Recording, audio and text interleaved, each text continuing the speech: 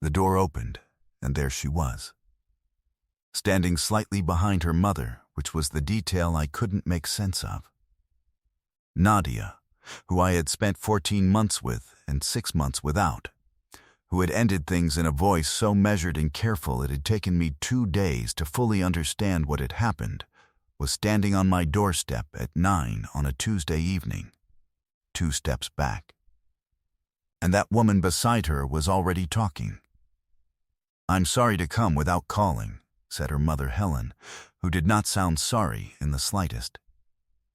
"I'm going to say a few things and then I'm going to go, because my daughter has apparently lost the use of her own mouth tonight, and somebody needed to make the drive."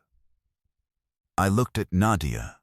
She looked at the floor. I have been a structural engineer for 11 years. I can calculate the load tolerance of a bridge deck under lateral wind. I could not tell you what to do with 2 women at my door at 9 on a Tuesday. My name is James Calloway. I'm 36. I work in infrastructure, bridges mostly, the kind of projects that exist to carry weight across distances too large for the thing on its own. I live alone in a 3rd-floor apartment I have been in 4 years, furnished in the style of someone who builds things for a living and therefore made most of his own furniture and has a slightly defective relationship with buying lamps. I own 3 lamps. None of them match. This has never particularly bothered me. Nadia and I had been together for 14 months. We met through a shared friend at a dinner party where we argued about a bridge, specifically whether a particular bridge in the city was beautiful or merely functional, and she said those were not mutually exclusive, and I said for a bridge they usually were, and we argued about it for 40 minutes while the rest of the table tried to have a different conversation around us. She was a physical therapist, precise and methodical, the kind of person who fixes things by understanding exactly what's broken before she touches them. She went still when she was thinking, completely still, in a way I had found, for reasons I never stopped to examine, entirely impossible to look away from. She had a gray scarf. One of mine. She'd taken it from my coat hook during a cold night in month 2, and I'd never asked for it back. I noticed its absence from the hook for months. At some point I had, apparently, stopped noticing. She was wearing it at the door. The thing about those 14 months, the thing I had not found a clean way to file away, was that being with Nadia felt like finally using a tool correctly after years of using it wrong. Not dramatic. Not electric the way people describe falling in love when they want it to sound important. Just right. Like a joint that fits. Like I had been building around a missing piece for years without knowing the piece was missing until it wasn't. She remembered things I said. She pushed back when I was wrong, efficiently and without cruelty, and she was usually right, which I found irritating and then, slowly, not irritating at all. She asked good questions and waited for actual answers instead of the first answer. She made ordinary evenings feel like somewhere you'd want to be. When she said she needed space, I gave it to her. This is the part I have spent 6 months being reasonable about. The part I am still not entirely sure I handled correctly. We broke up 6 months ago. Not dramatically. No third party, no betrayal, no door slammed hard enough to shake the frame. She said she wasn't sure what she wanted. She said she needed space to work that out. She said it in the careful, measured language of someone who has been practicing the sentence, and I listened to it and said I understood, and I gave her the space she asked for. I stopped calling. She didn't come back. I had spent 6 months telling myself that was the correct way to handle a thing that was over. Helen Voss was a woman in her early 60s, with the posture of someone who has not been uncertain about what she thinks for a very long time. She had her handbag in the crook of her elbow, in the manner of a woman who arrived, prepared to say something and leave, and she looked at me with the particular expression of a mother who is fond enough of you to be quite irritated on your behalf. She drove here 4 times, she said, before she could make herself get out of the car. She didn't tell me that. She told me she'd been to see a friend and come home restless. But I know my daughter. Behind her, Nadia had her hands deep in her coat pockets. She was wearing the specific expression of a person who has decided to let something happen to them and is trying to stay very still while it does. I'm not here to speak for her, Helen said. She can do that herself, and she will. And if she doesn't, I'll be having a separate conversation with her later. A brief glance at her daughter. Then back at me. I'm here because I have known this person for 33 years, and there are things I know about her that she believes I don't. And one of them is that when she is frightened of something, she goes very quiet and very busy, and she talks about everything in her life except the one thing. She looked at me directly. She has been very quiet and very busy for 6 months. And then last week, she stopped eating properly. And that is when I drove down. I looked at Nadia again. She did not look at me. Her jaw was set in the particular way I recognized from every difficult conversation we had ever had. The look that means she is holding something in place by force of will and would prefer that no one mention it. The day you stopped calling, Helen said, she came to my house. She sat at my kitchen table for 5 hours. She did not say a single word the entire time. I made her 3 cups of tea. She didn't touch any of them. A pause. She let that settle. My daughter, who cannot sit still for 20 minutes. She looked at me with the directness of someone who has been this direct for 60-some years and has no intention of adjusting it now. I'm not asking you to do anything. I'm just telling you what I know. Because I think someone should have told you before now, and she wasn't going to, so here we are on a Tuesday. She opened her handbag. She took out her car keys. I'll be in the parking lot, she said to Nadia. Then, to me, as if this were an entirely ordinary occasion, it was good to see you again, James, and she walked back down the hallway. And that was that. What followed was the strangest 30 seconds I have spent in my own doorway. Nadia and I looked at each other for the first time in 6 months. In the silence her mother had just cleared out, and I did what I do in the presence of a structural problem. I assessed. She was tired. Not surface tired. The other kind. The kind that settles in when you've been carrying something at the wrong angle for too long. The scarf was slightly off-center. Her hands were in her coat pockets, and I could see at the edge of the right pocket the slight tension that meant her fingers were closed around her keys. She always did that when she was nervous, held them still so they couldn't rattle. She said, I told her not to say most of that. Her voice came out lower than usual, like it had been waiting somewhere and wasn't entirely sure of its welcome. I know, I said. She said it anyway. She did. A silence. The buildings settled around us. Somewhere 1 floor down, very faintly, a door closed. I should go, she said. And she did not move. That's the important part. She said the words a person is supposed to say, and stayed exactly where she was, which is the thing people do when they say what they're expected to, while waiting to find out whether they mean it. I know bridges. I know the point at which a structure that appears to be holding is actually in the early stages of something else. The first measurable deflection, the load transferring somewhere it wasn't designed to go. I had been an engineer long enough to know the difference between a wall and a wall that has been very convincingly pretending, and I know myself well enough to know that I had spent 6 months being so careful, so determined to respect what she'd asked for, that I had treated her retreat as a final answer when it was possible it had been a door she'd left not quite shut. That is not the version of careful I intended to be. It is the one I had been. You're still wearing it, I said. Her hand came up to the scarf before she could stop it, touched the edge of it, went still. I know, she said. Just that. Not apologetic and not defensive, just true. And something in the way she said it did something quiet and irreversible to the hallway, to the whole evening, to the 6 months between us. I thought about 5 hours at her mother's kitchen table and 3 cups of cold tea.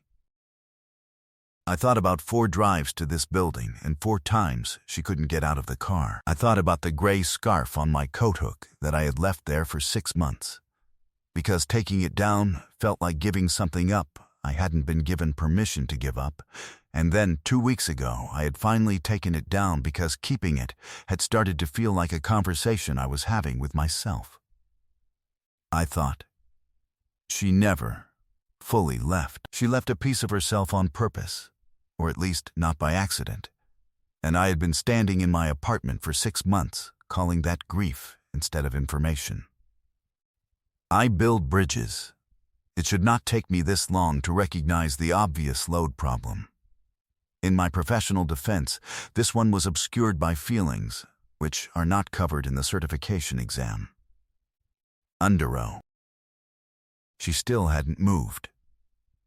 Let me tell you about the 6 months, because this is important. Month 1, I was fine. I was correct. I had handled it with dignity and I was giving her the space she needed, and this was a reasonable outcome for 2 people who had wanted different things at different times, and I was completely fine. Month 2, I picked up my phone 14 times in a single week. I know it was 14 because I started counting around the 11th time, which is itself the kind of detail that tells you something about the state of a person who is fine. I never called. Each time I put the phone down, I told myself I was respecting what she'd asked for, which was true, and I told myself that it was getting easier, which was not. Month 3, a bridge I'd been working on for 2 years went into service. I watched it from the south bank at 7 in the morning with a coffee going cold in my hand, and my first thought, before the professional one, before the satisfying arithmetic of a thing finally doing what you built it to do, was that I wanted to tell her. Just that. Nothing complicated. I wanted to call and say, "It opened this morning, come see it." I stood there for a while. I watched cars move across it in the early light, carrying their weight across the distance, doing the one thing it was designed to do. Then I drove to work and did not call. 2 weeks before the doorbell, I took the scarf off the coat hook. It had been 6 months, and keeping it had started to feel less like hope and more like a monument to a conversation I'd been having with myself. I folded it. I put it in the hall cupboard behind the extra blankets. I told myself this was progress, which is the kind of thing you tell yourself when you have no idea whether it's true. She still hadn't moved. "Come inside," I said. Something careful moved through her expression. Not wariness, the other thing. The look of a person who has wanted something long enough that they've stopped expecting it and don't quite know what to do with the evidence that it might be real. "I'm not asking you to do anything," I said. It felt important to say that first. "I know you came here with something to say, and if you need to say it and go, say it and go. But you drove here 4 times, and your mother is sitting in a parking lot right now, which means you asked her to come, even if you didn't ask her to say all of that." So, I stepped back from the door. "You don't have to." "But the door is open." She looked down the hallway, back at me. She came inside. We sat in the kitchen, which felt right. It's always the kitchen in a small apartment. The room where the actual conversations happen. It smelled of the coffee I'd made 2 hours ago and the February cold she'd brought in on her coat.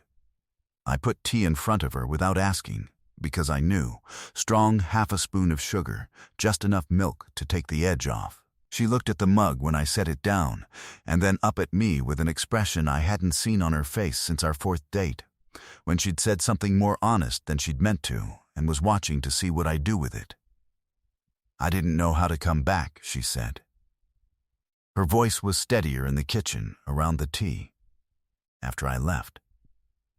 After I said all of that, I'd asked for space and you gave it to me, and every week I kept thinking the gap would get smaller on its own, and it just didn't. It got the other thing. She stopped. Started again. I kept picking up my phone and putting it down because I didn't know what I was entitled to ask for. I was the one who ended it. You stopped calling because I asked you to, and then I kept wanting to ask you to stop respecting what I'd asked for. Which I know how that sounds. "It sounds like a person who changed her mind," I said. She looked up. "That's the whole sentence," I said. "You changed your mind. That's allowed." I put both hands flat on the table. "I stopped calling because you asked me to, not because I wanted to, not because anything between us felt finished to me. I gave you the distance because that was what you said you needed. And I was so determined to respect that, so careful not to crowd you, that I never thought to ask whether what you asked for and what you wanted were the same thing." I stopped.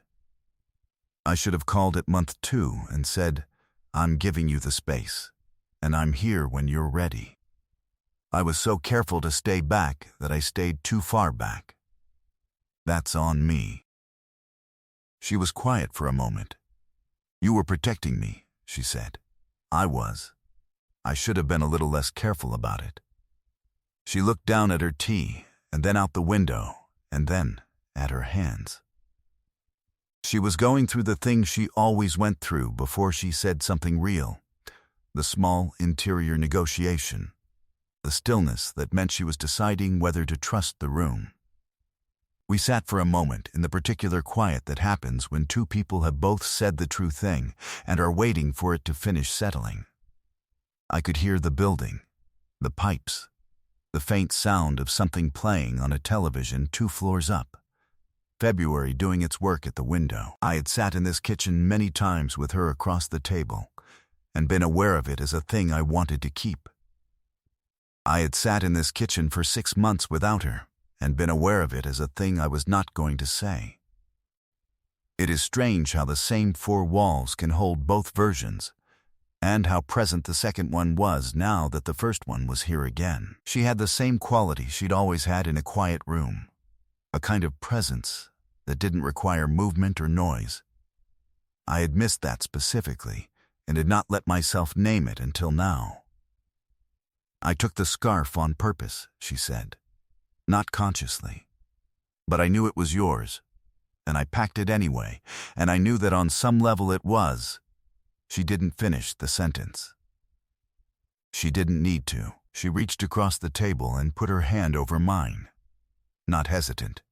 Just placed it there, quietly, like she'd been deciding where to put it down for a long time. "Hi," she said. "Hi," I said. Her phone lit up. We both looked at it. The screen said Mom with a small car emoji Nadia had apparently assigned to her mother's contact at some point. She pressed her lips together. "She's been in the parking lot this whole time," she said. "Go tell her she can go home. She drove 40 minutes. She'll say it was worth it." A pause. She looked at me, and something in her expression settled, not lighter, just finely put down. The way things look when they've been held at arm's length for too long and are finally allowed to rest. "She absolutely will," she said. "She is going to be completely insufferable about this." "I know," I said. "I'm ready." She texted her mother 3 words and turned her phone face down on my table. And that was the end of the 6 months, and the start of everything else. 3 months later, the gray scarf was back on the coat hook. Different hook, I'd finally replaced the old one, which had been loose for a year and a half. She pointed this out. I said I'd gotten to it eventually. She said that was the most engineer response to a home repair she had ever heard. We were both right. A year after that, her mother came to dinner.